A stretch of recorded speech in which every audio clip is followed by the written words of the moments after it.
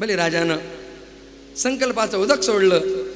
महाराज मी आता शब्दातून मोकळा झालो, आता फक्त तुम्हाला जागा द्यायची. 3 पावलं तरी कुठे घ्या, टेरेसमध्ये घ्या, गार्डनमध्ये घ्या, दिवाणखान्यात घ्या, किचनमध्ये घ्या, जिथं पाहिजे तिथे घ्या. वामनानं म्हटलं बली तू हो पुढे, आता मी घेतो माझ्या सोयीने जागा.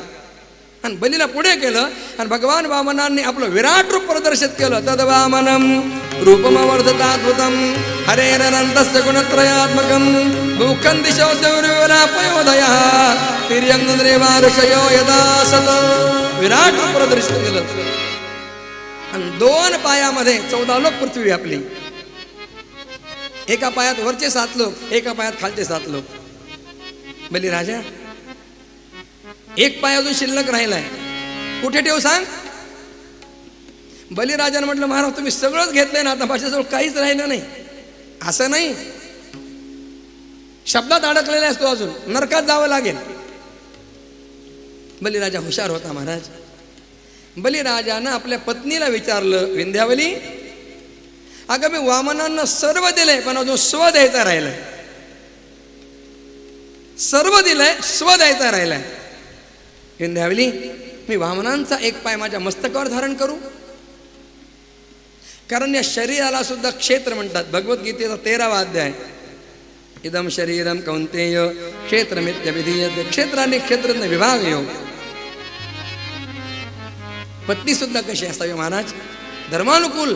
तिने म्हटलं नाथ नाहीतरी या शरीराची मातीच होणार आहे.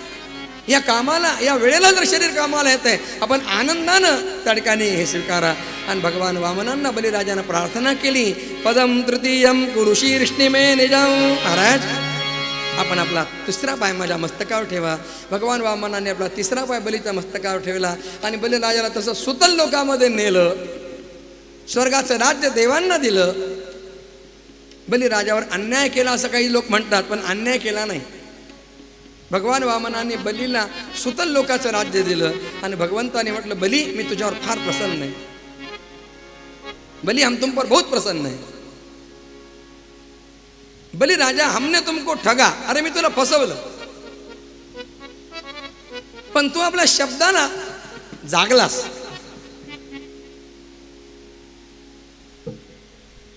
वामन जेव्हा विराट रूप धारण करून 2 पावलं घेतात, तेव्हा बलिराजाने जर स्टे आणला असता, आणू शकत होता. त्याच्याकडे पॉइंट होता की तुम्ही ज्या रूपामध्ये माझ्याकडून दान घेतलं त्या रूपात जागा घ्या.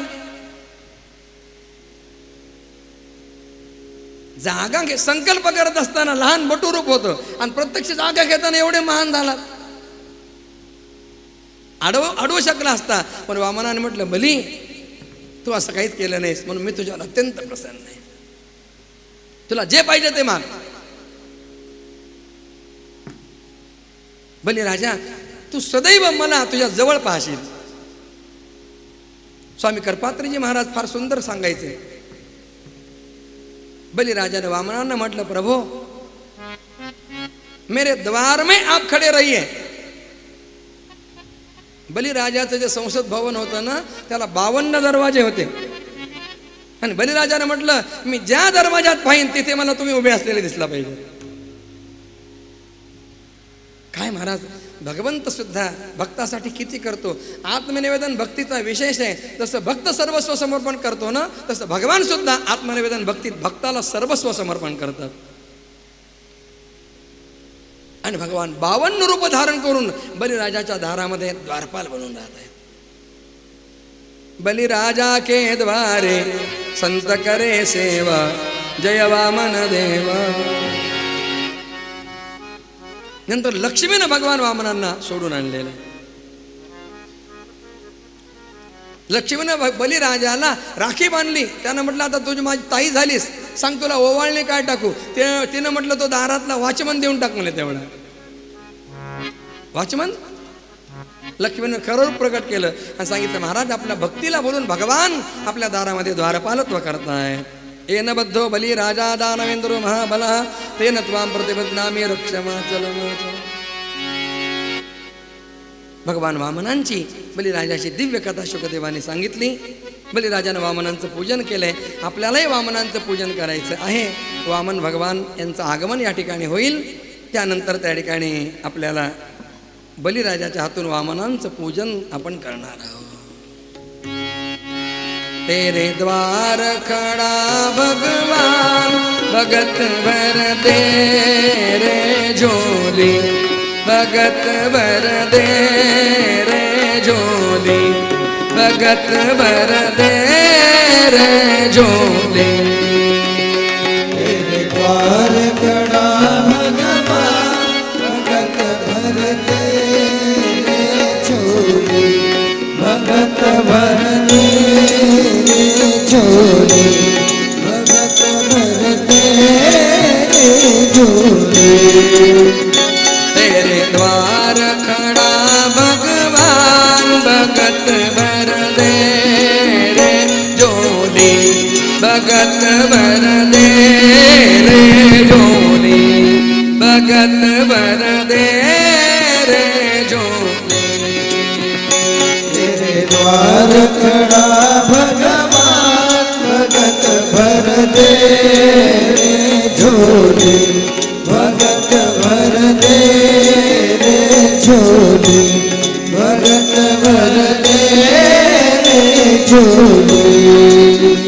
तेरा होगा बड़ा एहसान, तेरा होगा बड़ा एहसान, के जुग जुग तेरी रहेगी शान. भगत भर दे रे झोली, भगत भर दे रे झोली, भगत भर दे रे झोली.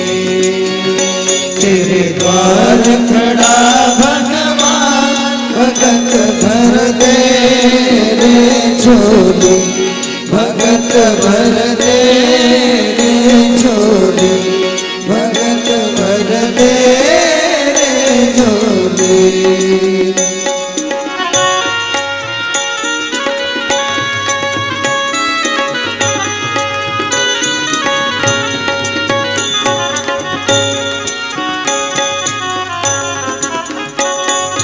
आज लुटा दे रे सर्वस अपना, मान ले कहना मेरा. लुटा रे सर्वस अपना, मान मेरा कहना. मिट जाएगा पल में तेरा, जन्म जन्म का फेरा रे, जन्म जन्म का फेरा.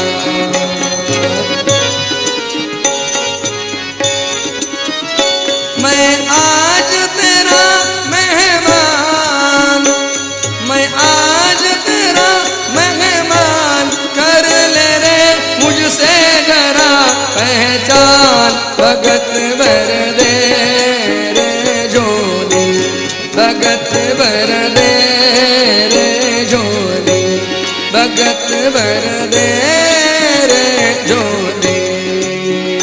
तेरे द्वार खड़ा भगवान, भगत भर दे रे झोली, भगत भर दे रे झोली, भगत भर दे रे झोली.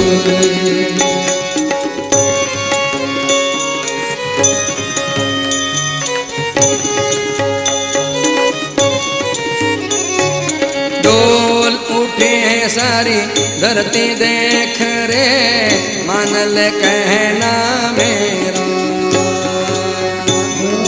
तेरे सारी धरती देख रे, डोला गगन है सारा, भिक्षा मांगने आया तेरे घर, जगत का पालन हारा रे, जगत का पालन हारा.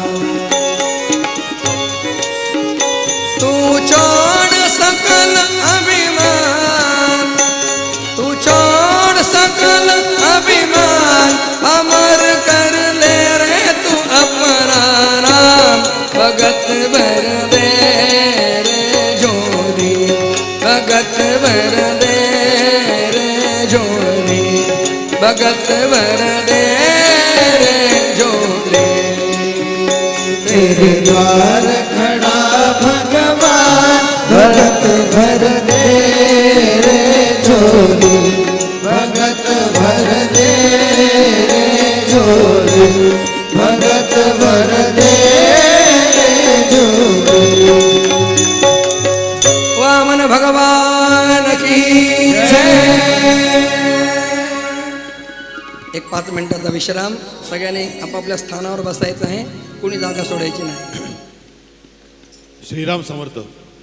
आज या आपल्या भागवत सप्ताहात विशेष करून परमपूज्य श्री अनंत शास्त्री यांची होणारे व्याही, श्री आशिष सराफ, व्याह्यांचे भाऊ श्री आलोक सराफ व सून जी सौका आयुषी या ठिकाणी आवर्जून उपस्थित आहेत. मी त्यांना महाराजांच्या समोर यायची विनंती करतो. तसेच सौ दीपाली वहिनी आणि प्रमोदराव यांना पण विनंती करतो. त्यांची 8:30 वाजता ट्रेन आहे, ते इकडूनच डायरेक्ट स्टेशनवर जाणार आहे, तर त्यांना प्रसाद देऊन महाराजांचा प्रसाद द्यावा.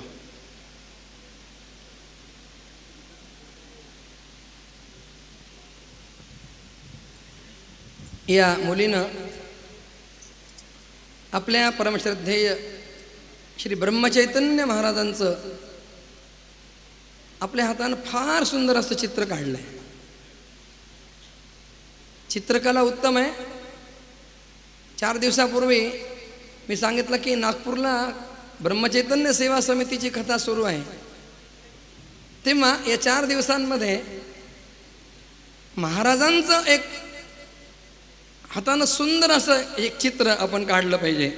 ते आपण ब्रह्मचैतन्य सेवा समितीला ते चित्र आपण देऊया. चित्र पुष्कळ असतात कॅमेऱ्यानं काढलेले वगैरे, परंतु चित्रकार जेव्हा आपल्या हातानं चित्र काढतो ना, तेव्हा त्याच्यामध्ये प्राण ओतला जातो.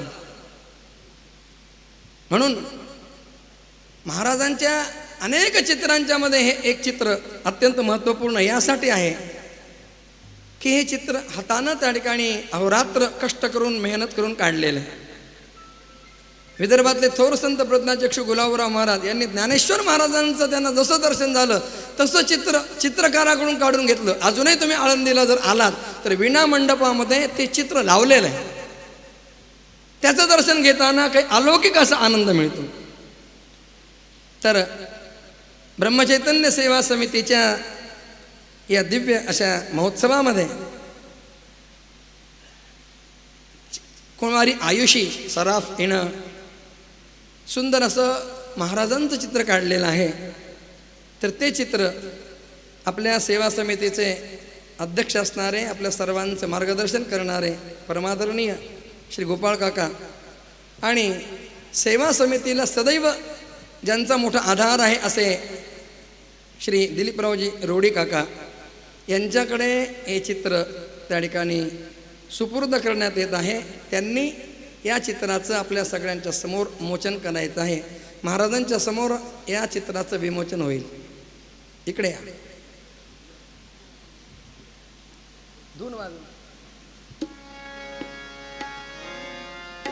इकडे महाराजांच्या समोर या. पुढे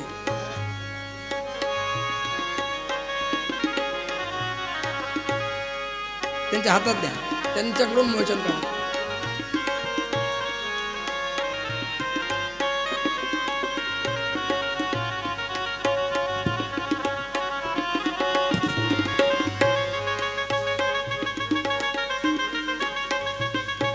श्री आशिषजी सराफ, श्री अमोलजी सराफ हे खामगाव इथं राहतात.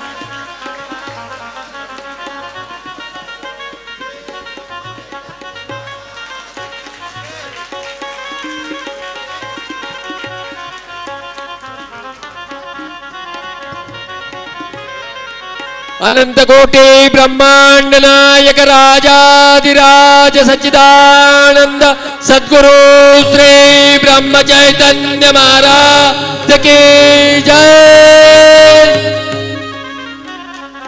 रघुपति राघव राजा राम पतित पावन सीताराम. राघव राजा राम पतित पावन सीताराम. रघुपति राघव राजा राम पतित पावन सीताराम.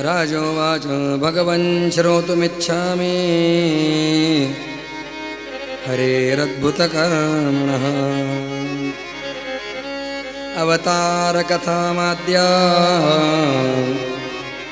मायामत्सविडम्बनम्. अष्टमस्कंदाच्या अंतिम अध्यायामध्ये बलिराजानं शुकदेवांना प्रार्थना केली, महाराज मी असं ऐकलंय की भगवंतानी आपला मत्स्यावतार घेतला. कशासाठी मत्स्यावतार घेतला?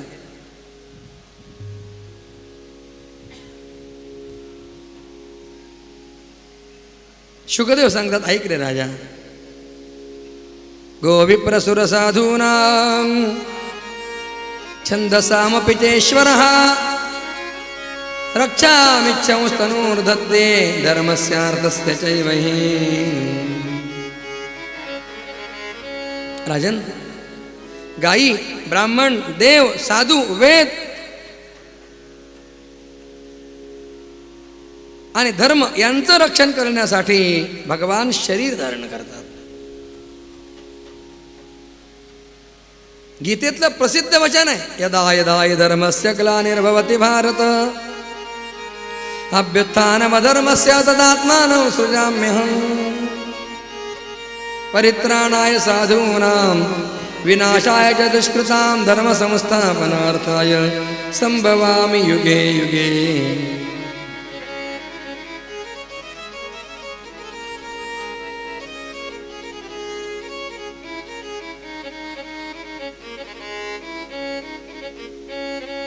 राजन, मागच्या कल्पाच्या शेवटी ब्रह्मदेव निद्राधीन झाले. त्यानंतर ब्राह्म नावाचा नैमित्तिक प्रलय झाला. ब्रह्मदेवाचं आयुष्य जेव्हा संपतं तेव्हा प्रलय होतो.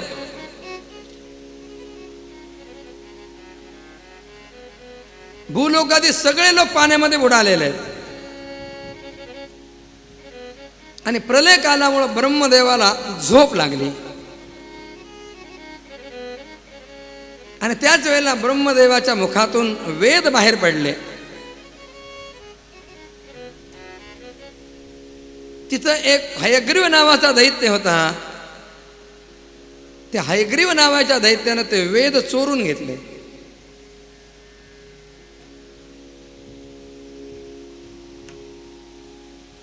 वेद चोरून नेले. जेव्हा नवीन कल्प आरंभ होतोय तेव्हा वेद नाही आहेत कुठे.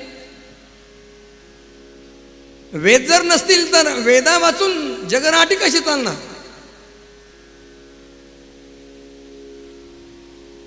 ब्राह्मण यज्ञयागादी कर्म कसे करणार?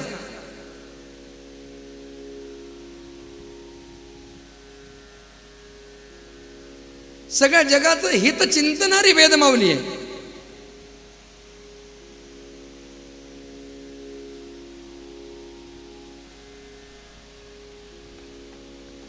ज्ञानेश्वर महाराजांनी वेदांचं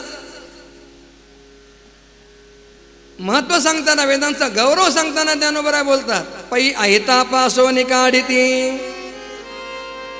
हित देवो निवाडविती नाही गा श्रुती परवती माऊली जगा.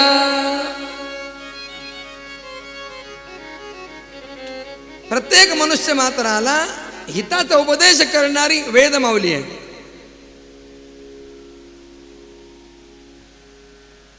कुणी जर अहित कार्य असं काही कृत्य करायला जाईल तर ती वेद माऊली, ते वेद, तो वेद पुरुष त्याला रोखतो. वेदानं जे करायला सांगितलं त्याला धर्म म्हणतात आणि वेदानं जे करू नये सांगितलं त्याला अधर्म म्हणतात. वेद पुरुष आपल्याला धर्माधर्माचं ज्ञान देतो.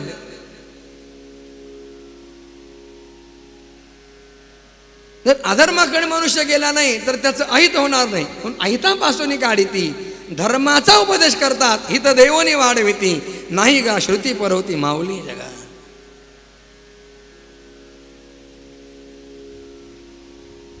सगळं जग ज्या ज्ञानेश्वर महाराजांना माऊली म्हणतं ते ज्ञानेश्वर महाराज वेदाला माऊली म्हणतायत.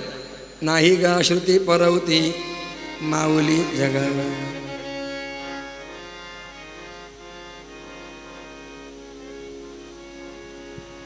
वेद चोरून नेल्यामुळं सगळा हाहाकार झाला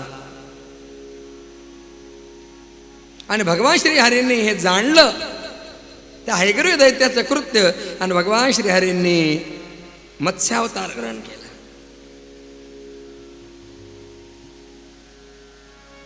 कशासाठी मत्स्यावतार? मत्स्यावतारच का घेतला? वराह अवतारच का घेतला? कुर्मावतारच का घेतला? प्रत्येकाच्या मागे रहस्य आहे. वराह अवतार भगवंताने यासाठी धारण केलाय की या अवतारामध्ये भगवंताला पृथ्वी शोधायची होती. हिरण्याक्ष पृथ्वी घेऊन गेला होता. ही पृथ्वी शोधणार कशी? त्यावेळेला थोडं ड्रोन, CCTV वगैरे असं काही होतं. शोधायची कशी? फार सुंदर संगती आहे महाराज. भगवंताने वराहाचा अवतारच यासाठी का घेतला? कारण न्यायशास्त्रामध्ये, तर्कसंग्रहामध्ये लक्षणं सांगितलेली आहेत. पृथ्वीचं लक्षण सांगितलंय. तत्र गंधवती पृथ्वी. पृथ्वी जी आहे ना ती गंधवती आहे. पृथ्वीला गंध आहे, सुगंध आहे.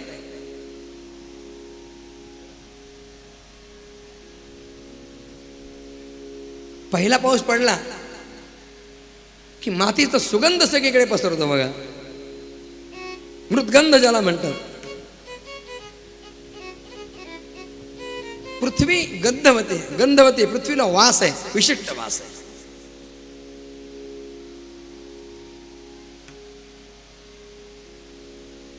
वासावरनं पृथ्वीला ओळखायचं आहे. आणि वास घेणारे जेवढे प्राणी आहेत त्या सगळ्यांमध्ये तीक्ष्ण घ्राणेंद्रिय कोणाचं आहे? तुम्ही जर पाहिलं तर सगळ्या प्राण्यांमध्ये तीक्ष्ण घ्राणेंद्रिय हे वराहाचं आहे. आणि पृथ्वीला शोधायचं आहे म्हणून भगवंताने वराह अवतार घेतला. हा हयग्रीव दत्त पाण्यामध्ये जाऊन बसलाय खोल. पाण्यामध्ये जाऊन जर शोधायचं म्हटलं, आपण जर काही शोधाशोध करायचं म्हटलं आपल्याला जमेल का हो? श्वास घ्यावा लागतो सारखा. पण पाण्यामध्ये राहून सुद्धा अव्याहत आपलं कार्य करता येतं ते फक्त माशाला. पण भगवंतानी मत्स्य रूप धारण केलंय. मत्स्य नारायण भगवान की. सत्यव्रत नावाचा एक मोठा राजा फक्त पाणी पिऊन तपस्या करत होता. एकदा सत्यव्रत कृतमाला नदीच्या जलामध्ये तर्पण करत होता. तीर्थाला स्नानाला गेल्यानंतर लगेच तीर्थात प्रवेश नाही करता येत. तर्पण करायला सांगितलंय. तीर्थास तृप्यंताम, तीर्थदेवास तृप्यंताम, सागरास तृप्यंताम. तर्पण आहे, पवित्र भावना आहे.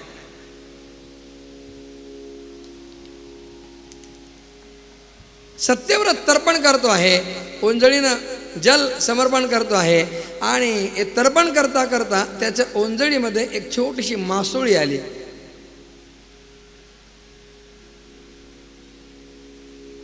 मासोळी कशी आली हातामध्ये? टाकून देणार एवढ्यात त्या मासोळीला मनुष्यवाणी फुटली आणि ती मनुष्यवाणीने बोलू लागली, राजा माझा त्याग करू नकोस, मला असं सोडू नकोस. मला जर सोडलं तर मोठे मासे मला खाऊन टाकतील. ही पहिल्यापासून पद्धत आहे महाराज. मोठे मासे लहान मासेला खातात.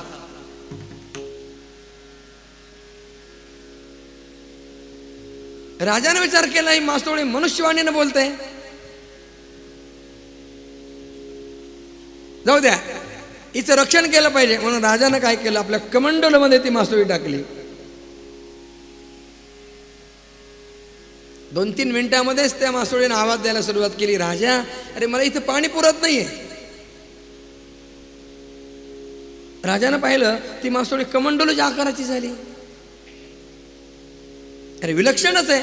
मग राजानं काय केलं, एका मोठ्या हौदात सोडलं त्या मासोळीला. थोड्या वेळानं तिथून आवाज आला, राजा मला इथं पाणी पुरत नाही, हौदाच्या आकाराची.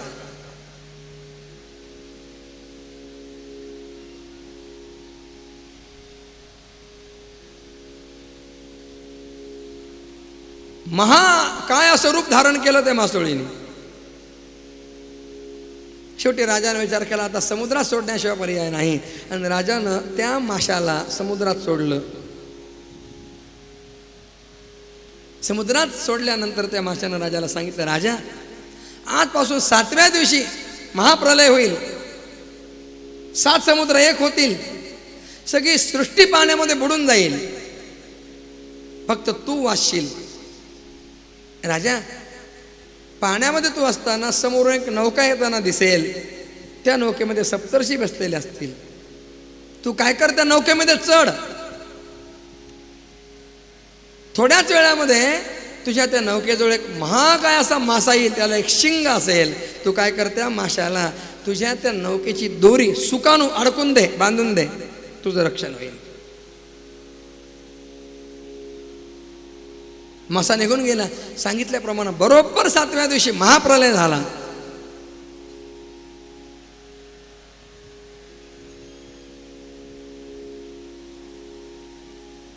सगळं जग जलमय झालं. राजा पाण्यामध्ये बुडू लागला. त्याच वेळेला एक नाव समोरून येताना दिसली.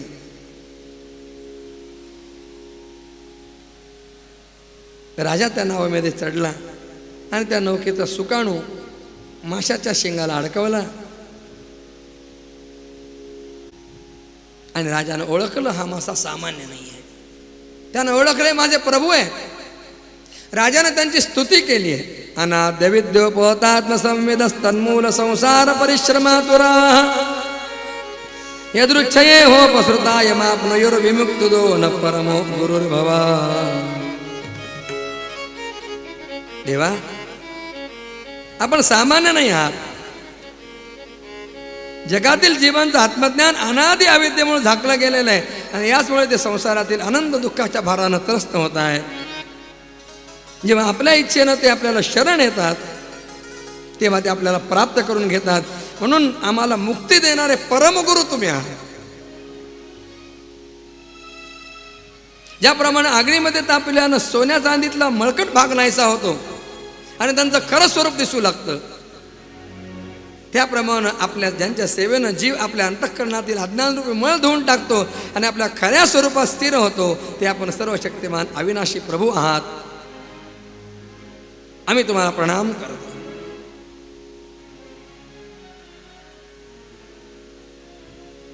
ज्याप्रमाणे एखादा आंधळ्याला आपला मार्गदर्शक बनवितो, त्याप्रमाणे अज्ञानी जीव अज्ञानी माणसालाच आपला गुरु बनवतो. आपण सूर्याप्रमाणे स्वयंप्रकाशी आणि सर्व इंद्रियांचे प्रेरक आहात. आत्मतत्वाचे जिज्ञासू असलेले आम्ही आपल्याला गुरु केलेले. आपण पूजनीय परमेश्वर आहात. आणि म्हणून आपल्याकडून ज्ञान प्राप्त करून घेण्यासाठी मी आपल्याला शरण आलेलो आहे. आपल्या वाणीनं आपण माझ्या हृदयातली अज्ञान ग्रंथी तोडून टाका आणि आपलं स्वरूप प्रकट करा. महाराज राजानाशी स्तुती केल्यानंतर भगवान मत्स्यरूपधारी पुरुषोत्तम भगवंताने त्या प्रलयाच्या समुद्रामध्ये विहार करीत असताना राजाला आत्मतत्वज्ञानाचा उपदेश केला. राजानं एक एक प्रश्न विचारावा आणि भगवान मत्स्यनारायण त्याची उत्तरं द्यावी आहेत. आपल्या संपूर्ण स्वरूपाचं रहस्याचं वर्णन करीत असताना ज्ञान भक्ती आणि कर्मयोगाने परिपूर्ण अशा दिव्य पुराणाचा उपदेश भगवंताने केला. या पुराणाला मत्स्य पुराण असं म्हणतात.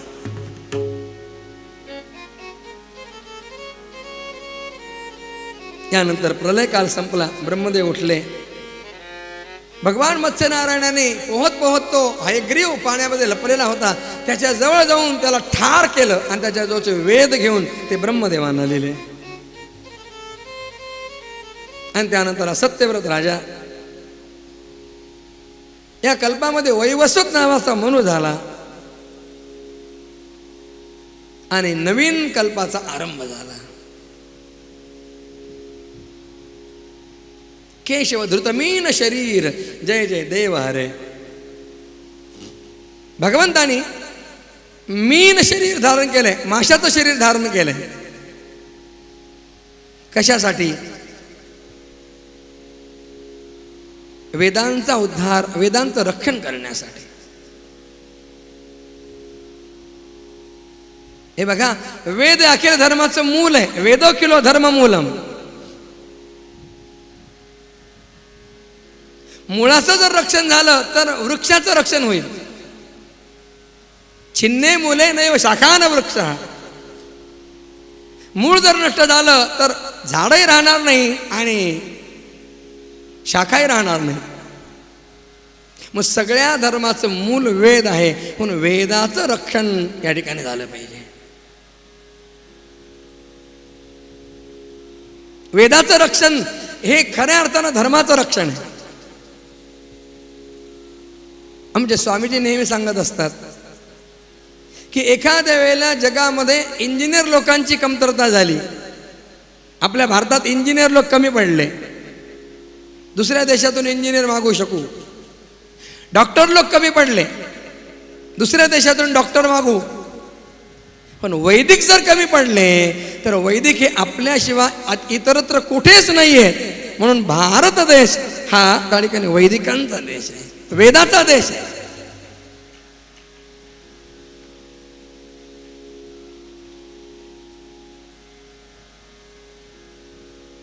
भारताचं एवढं श्रेष्ठत्व जगामध्ये कशामुळे आहे तर आपल्याकडे वेद आहेत, म्हणून हे वेदामुळं आपल्या देशाचं श्रेष्ठत्व आहे. महाराज, पाश्चात्य तत्ववेत्ते आले आणि त्यांनी आपल्याकडचं वेदाचं ज्ञान पाहिलं. महाराज वेडावले ते आणि त्यांनी आयुष्य सगळं वेदाच्या अभ्यासात घालविलं. आपल्याकडे ही वेद परंपरा अनादिकालापासून चालत आलेली आहे. गुरुशिष्य परंपरेनं वेदाचं अध्ययन अध्यापन त्या ठिकाणी होतं. आणि वेद वाङ्मय एकमेव असं वाङ्मय आहे की ते काश्मीर पासून कन्याकुमारी पर्यंत सर्वत्र न चुकता बिनचूक म्हणलं जातं. फक्त एकच वेद वाङ्मय, एका स्वराचा सुद्धा फरक नाही. याचं कारण आहे संप्रदायपूर्वक वेदाचं अध्ययन आहे. संप्रदाय कशाला म्हणतात? संप्रदायो नाम अनवच्छिन्न गुरुशिष्य पारंपरेने विद्या प्राप्ती. अविच्छिन्न अशा गुरु शिष्य परंपरेनं विद्येची प्राप्ती होणं याला संप्रदाय म्हणतात. आपला हा सनातन वैदिक हिंदू धर्म सनातन वैदिक संप्रदाय आहे. म्हणून आपल्या सगळ्यांचं कर्तव्य आहे, शक्य असेल तर आपल्या मुलांना वेदाच्या अध्ययनाला पाठवायचं. नाही शक्य झालं तर जिथे जिथे वेदाचं कार्य चालतं तिथे तिथे वेद कार्याला मदत करायची. मला सांगायला अभिमान वाटतो, आमच्या आळंदीला ज्ञानोबरायांच्या दिव्य भूमीमध्ये 5 वेद पाठशाळा आहेत. जे चित्र काशीमध्ये नाही. काशीतले विद्वान सुद्धा म्हणतात की एकदम वेदाचं अध्ययन करणारे असे 300, 400, 500 विद्यार्थी हे काशीत सुद्धा नाही आहे. ते आळंदी क्षेत्रामध्ये आता सध्या दृश्य दिसते.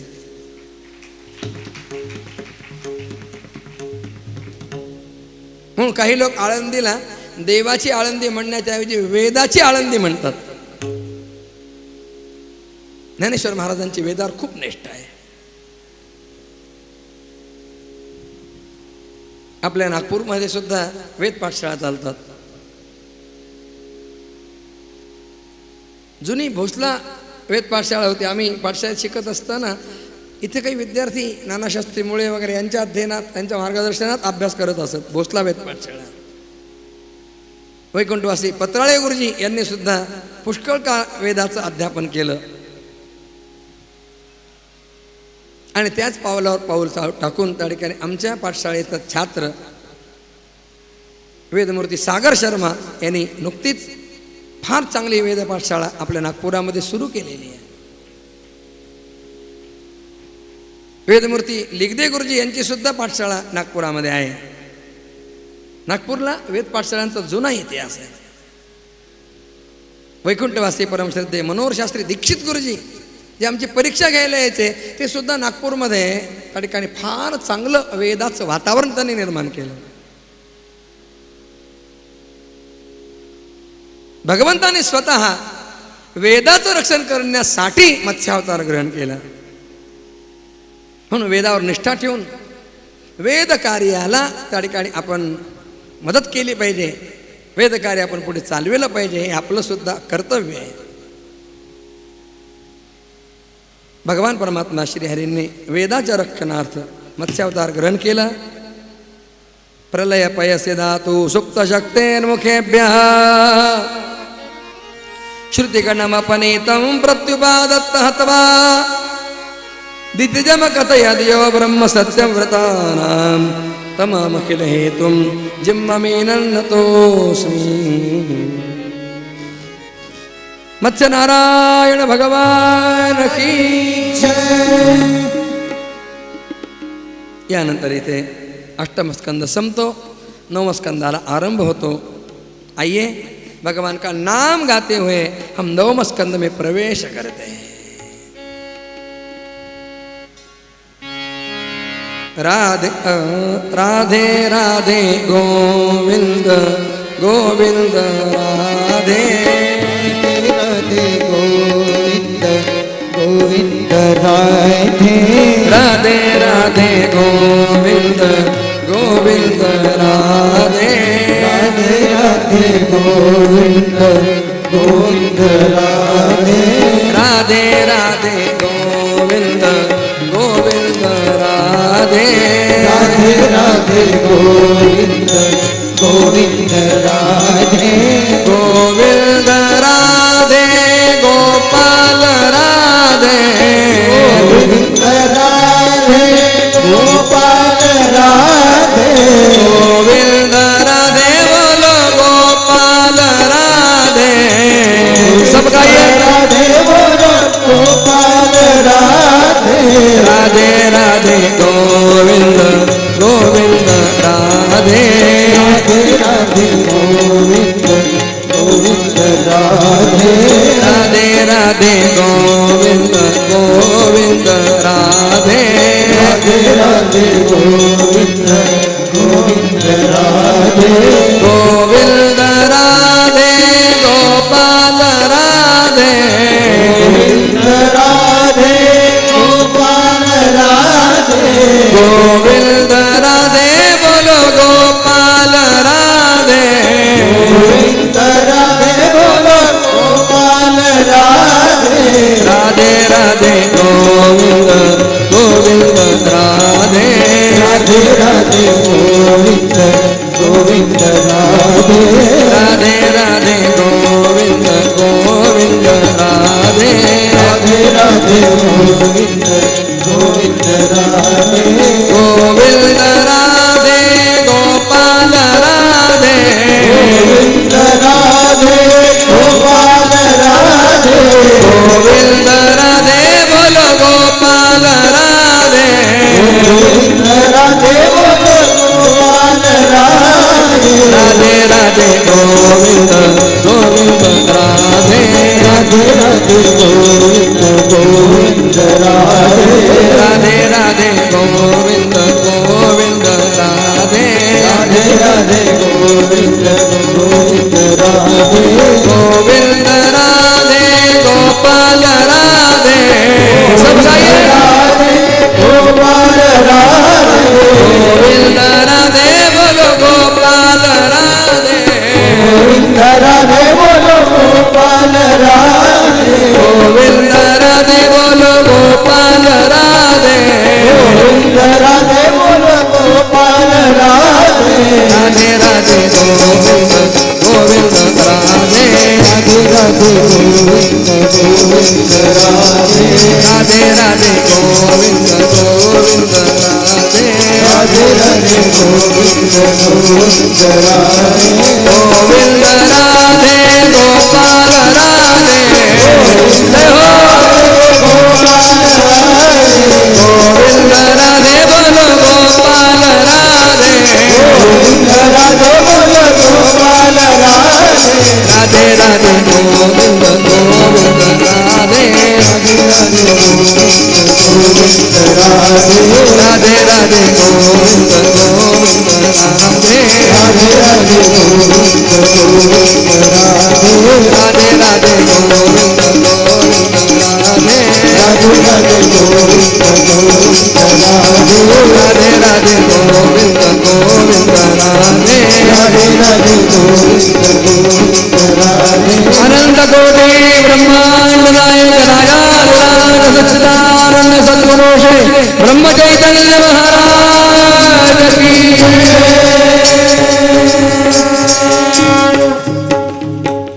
श्री राम समर्थ ओम नमो भगवते वासुदेवाय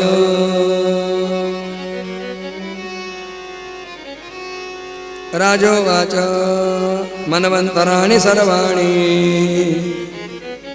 त्वयोक्तानि श्रुतानि मे वीर्याण्यनन्तवीर्यस्य हरेस्तत्र कृतानि च हे भूता ये भविष्याश्च भवन्त्यद्यतनाश्च ये तेषान्न पुण्यकीर्तीनां सर्वेषां वद विक्रम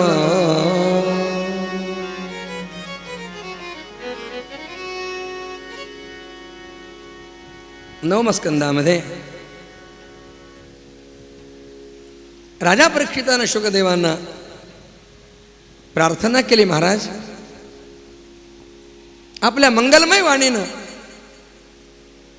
मी सगळी मनवंतर आणि त्यामध्ये अनंत शक्तिशाली भगवंताने केलेल्या चरित्रांचं वर्णन ऐकलं.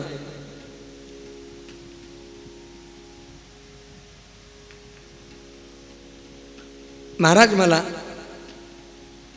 आता या मनुच्या वंशामध्ये निरनिराळे राजे जन्माला आले, त्या राजांचं चरित्र ऐकायचंय.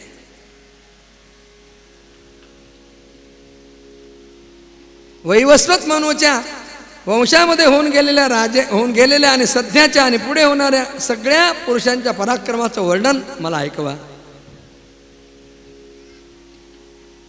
मनुवंशाचं वर्णन ऐकवा. शुकदेवान म्हटलं, राजा मनुचा वंश इतका मोठा आहे. श्रूयतां मानवो वंशः प्राचुर्येण परन्तप न शक्यते विस्तरतो वक्तुं वर्षशतैरपि. मी 100 वर्ष जरी सांगत बसलो तरी सुद्धा मनुवंशाचं वर्णन होणार नाही, इतका मनुवंश मोठा आहे. तरी सुद्धा तो विचारलंस म्हणून त्यातल्या काही महत्वाच्या राजांचं चरित्र मी तुला ऐकवतो रे. भगवान श्रीहरींच्या नाभिस्थानापासून कमलोद्भव ब्रह्मदेवाची उत्पत्ती झाली. ब्रह्मदेवाने आपल्या मनापासून मरीची नावाच्या ऋषींना उत्पन्न केलं. मरीचींना कश्यप नावाचे पुत्र आहेत.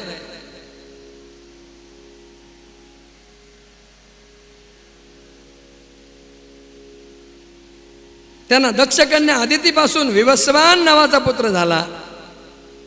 विवस्वानाला संज्ञा नामक पत्नीपासून श्राद्धदेव नावाचा पुत्र झाला.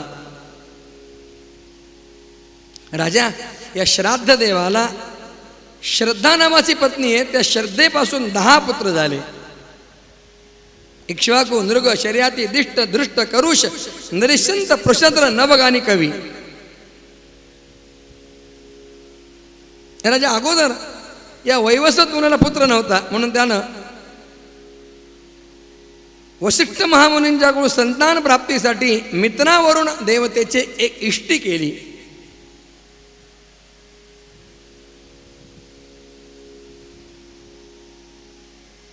इष्टीमध्ये ते होते जे आहेत आहुती देणारे, होता, उद्गाता, ब्रह्मा, अध्वर्यू, श्रुतयागामध्ये सगळं असतात हे पद. होता म्हणजे जो होम करतो, त्या ब्राह्मणानं मनुराजाच्या पत्नीला या श्रद्धेला विचारलं, तुम्हाला काय पाहिजे, मुलगा का मुलगी? तिने सांगितलं, मला मुलगी हवी. त्यानुसार पुरोडाशी समर्पण केला, आहुती समर्पण केली आणि कालांतरानं या श्रद्धेला मुलगी झाली. राजाला जेव्हा हे कळलं तेव्हा राजाने वसिष्ठांना बोलावलं, महाराज याचं कसं झालं? मी तर पुत्रप्राप्तीसाठी यत्न केला होता, मुलगी कशी झाली? वसिष्ठांनी म्हटलं थांब जरा होत्यांना विचारावं लागेल. होत्यांना बोलावलं, विचारलं तेव्हा होत्यांनी सांगितलं महाराज आमचा काही दोष नाही, आम्ही राणीसाहेबांना विचारलं होतं, त्यांनी सांगितलं आम्हाला मुलगी हवी आहे म्हणून आम्ही तसा पुरोडा समर्पण केला म्हणून मुलगी झाली.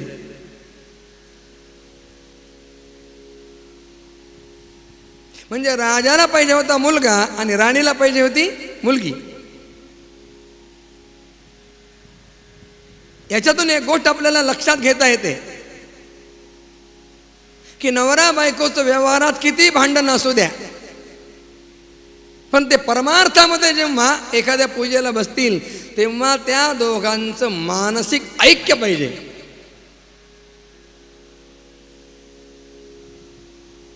साहेबांची वेगळी इच्छा आणि मॅडमची वेगळी इच्छा असं नाही चालत. दोघांचं मानसिक ऐक्य हवं. व्यवहारामध्ये थोडीफार विषमता व्यवहारातही नसावी, परंतु असली तर चालू शकते, पण परमार्थामध्ये त्या ठिकाणी विषमता नसावी.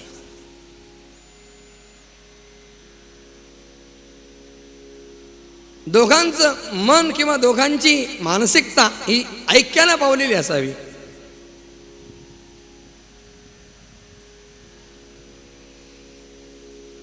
राजानं म्हटलं महाराज ते काही नाही, मला मुलगी नको आहे, मला मुलगा हवा आहे. वसिष्ठांनी काय केलं, आपल्या तपोबलानं त्या मुलीचा मुलगा करून दिला, बिना ऑपरेशन. हे तरी खूप जुनं उदाहरण आहे. अगदी अलीकडे 750 वर्षापूर्वी ज्ञानेश्वर महाराजांचं चरित्र बघा. ज्ञानेश्वर महाराजांनी सुद्धा मुलीचा मुलगा केलाय. त्या शितोळे सरकारांची सेवा आहे ज्ञानोबरायांची. त्यांच्यामध्ये पूर्वी एक राजा होता, त्या राजाला सारख्या मुलीच होत होते. राजानं राणीला तंबी दिली, आता जर मुलगी झाली ना त्या मुलींना तुला दोघींनाही फाशी देईल. आणि शेवटी जे नको तेच झालं, राणीला मुलगी झाली. पण आता आपलं दोघांचं जीवन धोक्यात आहे. पण त्या राणीनं काय केलं, तर सुईणीला सांगितलं मुलगी झाली, बाहेर कोणाला सांगायचंच नाही. मुलगा झाला हे प्रदर्शन सगळीकडे जाहीर केलं. सावधानी घेत गेली, सावध राहत गेले. त्या मुलाचं रहस्य कोणाला कळणार नाही.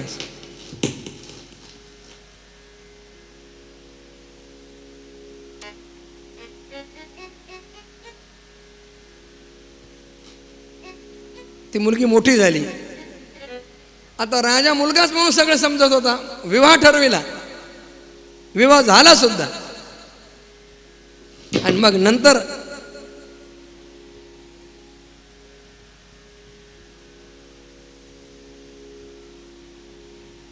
हे रहस्य जेव्हा कळलं तेव्हा त्या मुलीनं आत्महत्या करायला निघाली. त्याच वेळेला तिथे ज्ञानेश्वर महाराज तीर्थयात्रेला आले होते. आत्महत्या करायचीच आहे ना, मग कोणीतरी साधू दिसतात, यांच्या पाया पडून आत्महत्या करू म्हणून ज्ञानोबरांच्या दर्शनाला आली. ज्ञानोबरांनी दुःखी पाहिलं, विचारलं काय आहे, सगळा वृत्तांत सांगितला. ज्ञानेश्वर महाराजांनी आपल्या तपोबलानं, आपल्या दृष्टीनं त्या ठिकाणी त्या मुलीचा मुलगा करून दिला. आणि तेव्हापासून त्या शितोळे सरकारांच्याकडे अव्याहत ज्ञानोबरांची सेवा चालू आहे.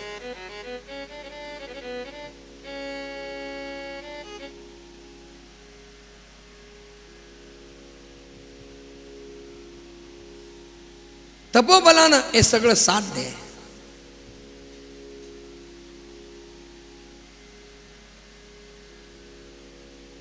मुलाचं नाव सुद्युम्न ठेवलं. मुलगा मोठा झाला, शिकार करण्यासाठी एका अरण्यामध्ये गेला आणि त्या अरण्याला भगवान शंकरांचा शाप होता, या अरण्यात जो कोणी पुरुष येईल तो स्त्री होईल. आणि सुद्युम्न तिथे गेला आणि पुन्हा स्त्री झाला.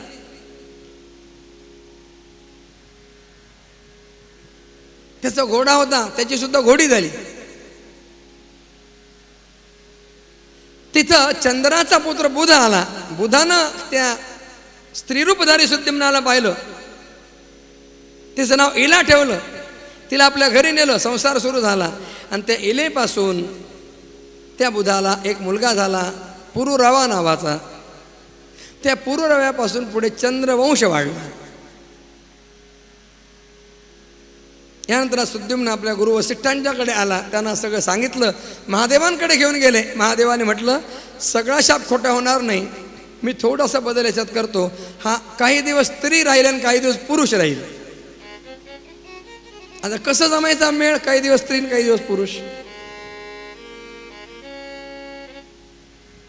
सुद्युम्नानं भगवती जगदंबेची आराधना केली. नवरात्रीमध्ये देवी भागवताचं अनुष्ठान सुद्युम्नानं केलं. शारदीय नवरात्रीमध्ये देवी भागवतामध्ये कथा आहे. आणि मग भगवती जगदंबेच्या कृपेनं या सुद्युम्नाला पूर्ण पुरुषत्व प्राप्त झालं.